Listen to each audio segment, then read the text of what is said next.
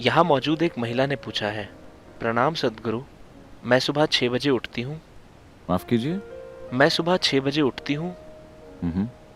जल्दी से खाना बनाकर बच्चों को तैयार करके 8:30 बजे ऑफिस के लिए निकल जाती हूँ।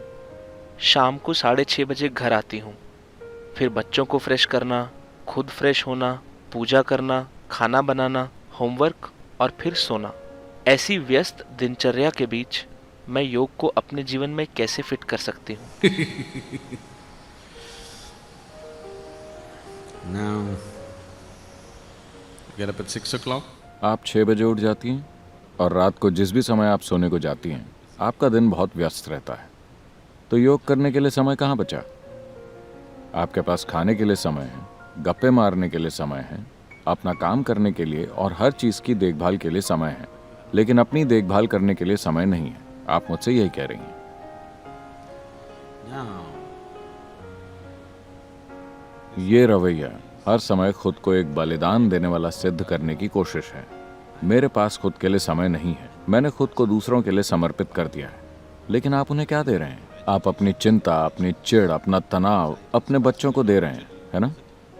अगर आपको सचमुच सचमुच अपने बच्चों की चिंता है, अगर आपको वास्तव में अपने बच्चों की चिंता है, तो खुशी और प्यार का माहौल बनाए रखना उनके विकास के लिए सबसे ज्यादा महत्वपूर्ण है। उन्हें चमकदार जूते देना नहीं, उन्हें अच्छे कपड़े देना नहीं, उन्हें वीडियो गेम देना नहीं और दुनिया जहान की दूसरी चीजें देना महत्वपूर्ण नहीं है। उनके इर्द गिर्द एक खुशी और प्यार भरा माहौल बनाए रखना हर दिन हर पल, ये कहीं ज्यादा महत्वपूर्ण है उन्हें वो बकवास चीजें देने के बजाय जो आप उन्हें दे रहे हैं, है कि नहीं? isn't it so? Yes or no? तो जीवन के बारे में आपका फोकस क्या है? अगर आप अपना काम और बच्चों की देखरेख वगैरह सब कर सकते हैं तो कीजिए, अगर नहीं कर सकते तो उतना ही कीजिए जितना आपसे होता है। हर इंसान केवल उतना ही कर सकता है ना? आप दुनिया में हर चीज करना चाहेंगे तो आप निश्चित रूप से पागल हो जाएंगे। आप कितना काम कर सकते हैं ये हर इंसान को खुद को तय करना होता है। हो सकता है कि कोई सुबह 6 बजे उठकर ये सभी काम खुशी खुशी कर ले, कोई दूसरा ऐसा नहीं कर पाता। उसी के अनुसार उन्हें अपने जीवन को व्यवस्थित करना होगा, है ना? आपने ये सारे काम अपने हाथ में लिए, इसलिए नहीं क्योंकि आप यही करना चाहते हैं। आप किसी दूसरे की तरह बनने की कोशिश कर रहे हैं, यही आपकी पूरी समस्या है। आप वो सब पाना चाहते हैं जो दूसरों के पास है, बिना जाने कि आपको वाकई उसकी जरूरत है या नहीं। इतना कुछ करके आपने जो भी कमाया है, आपके बच्चे, आपके पति, आपकी पत्नी या और कुछ, अब आप इनका आनंद नहीं ले पा रहे, तो आपको इस सब की क्या जरूरत है?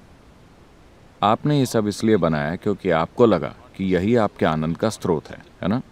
लेकिन अभी यही आपकी चिंता और दुख का कारण बन गया है। तो बेहतर होगा कि आप जीवन के बुनियादी तत्वों पर एक बार फिर गौर करें, है ना? है कि नहीं? आपने पढ़ाई की, नौकरी खोजी, शादी की, बच्चे पैदा किए, ये सब क्यों किया?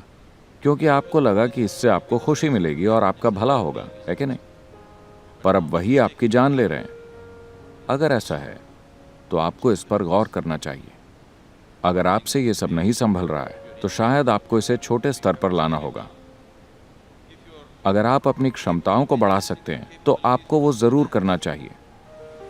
Now, if you invest, अगर आप दिन में 30 मिनट का भी समय निकालते हैं अपने योग के लिए, तो आप देखेंगे कि आपको बहुत फायदा होगा समय के लिहाज से भी। पहली चीज आपके साथ ये होगी कि आपकी नींद के घंटे कम हो जाएंगे। अभी अगर आप दिन में 8 घंटे सोते हैं तो इसका मतलब आप अपना 1/3 जीवन सोते हुए बिता रहे हैं। isn't it? 1/3. अपना 1/3 जीवन आप बस सोते हुए बिता रहे हैं। अगर आपका मन और शरीर ज्यादा ऊर्जावान और सक्रिय हो जाते हैं तो आपके नींद के घंटे अपने आप कम हो जाएंगे। तो अगर आपको दिन में जागे रहने के 3-4 घंटे ज्यादा मिल जाएं तो ये बहुत बड़ी बात होगी, है ना?